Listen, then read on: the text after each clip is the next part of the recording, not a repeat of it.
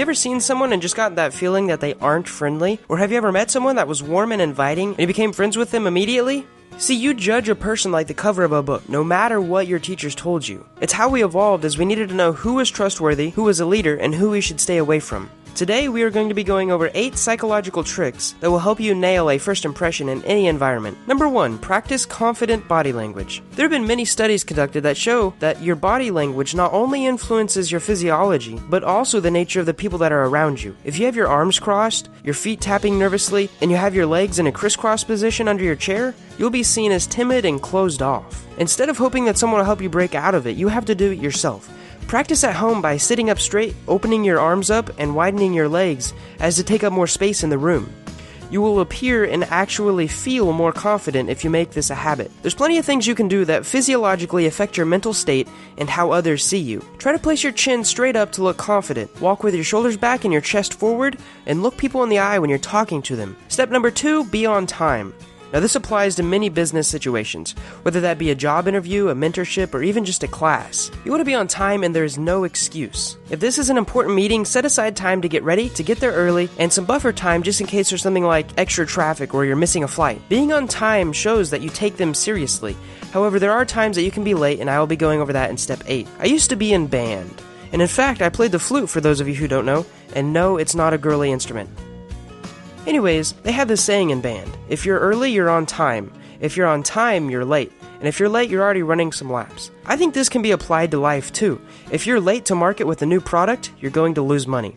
And if you're late to a job interview, you're going to have a lower chance of getting hired. Tip number 3 is to use your tone. Now this is another tone that you can definitely practice. Do this with music in the shower or talking to people online through Skype. Learn to use your voice from your chest and not your nose, and you will command much more respect. Sound very confident and project your voice up. A little tip is to open your mouth wider to allow some of the sound to come out more. Words that are spoken hardly matter compared to the way that the words are spoken. Neuro-linguistic programming is basically the science of what you say and how it affects those around you. But how you say it can mean so much more. If there's enough likes on this video, I may make another video on NLP and how to use keywords and things like that to put people into trances. It's alright to have a higher pitched voice, and if you learn how to use it effectively, it can be a great tool. Just always sound confident. Tip number 4 is to remove the words and all. So, continuing with the previous example, if you have the best content in the world, but every sentence has or ah or like in it, you will not be heard. Like Charlie Brown, your audience will only hear wah, wah, wah, wah, wah. Practicing your speech at home is a great way to improve your tonality, to remove your filler words, and to become a more confident speaker. I find that the more and more people you speak to in public, the better you get at avoiding this, especially if you focus on filling that silence with one of 2 things. Number 1, you can fill it with more silence, which rarely is what most people do, but this will force the other person to talk unless you both are comfortable with the silence. The second is to fill it with other words and meaningful sentences. The key word is meaningful. If you watch any of the political debates, you can tell that both of the main 2016 candidates are extremely good at using filling sentences that don't really mean much, but sound like they do.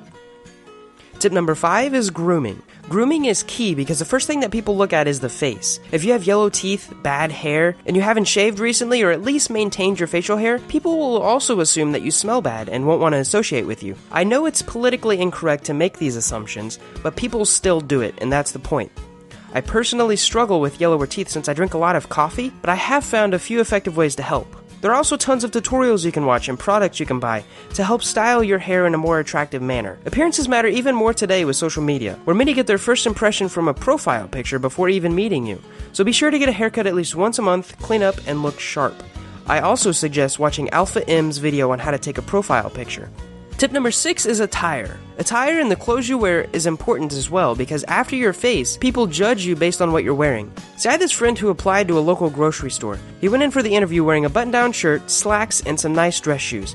Now, you can say that this is normal, but it's also for an interview. But he wears this same attire even when he's cashiering or restocking. In fact, when he was getting shown around at the beginning of the hiring process, and he had a store badge on, everyone who already worked there thought that he was corporate, specifically because he was dressed nice and talking to the managers. The shocking part of this story is that he's only 19 years old. Do you know how much respect he gets from the older folks from dressing like that?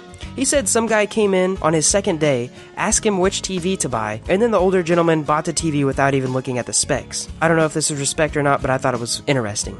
Alright, so at a meeting, come in with a fitted suit if you really want to impress them. What I've learned is that a suit doesn't have to be expensive or high quality for most settings. The key factor is that it fits well. If you have watched any of Alpha M's video on this topic, the main thing is that the suit fits you right. If you have a solid body with a suit that hugs you, you'll be miles ahead of most people who have suits that hang off of them as if it were their uncles, or that they look like they're about to pop. For all clothing, get items that fit and suit your style and environment. You don't want to be wearing a t-shirt and jeans around a corporate meeting unless you're Mark Zuckerberg. Tip number 7 is eye contact. Holding eye contact is another key step. You don't want to come off as too intimidating or creepy when you're staring at someone, but you don't want to come off as meek and shy with no eye contact at all. If you make eye contact with someone, say at a gym, and you do it more than 3 times, do not go the 4th time without striking up some sort of short conversation, or you will be the weird guy at the gym, or the office, or wherever this is. Also, if you're observing someone speaking or giving a lecture, go with the 80-20 rule, which is to look at the person for 80% of the time and then look away for 20%. This obviously isn't an exact science, but having a guideline will help tremendously.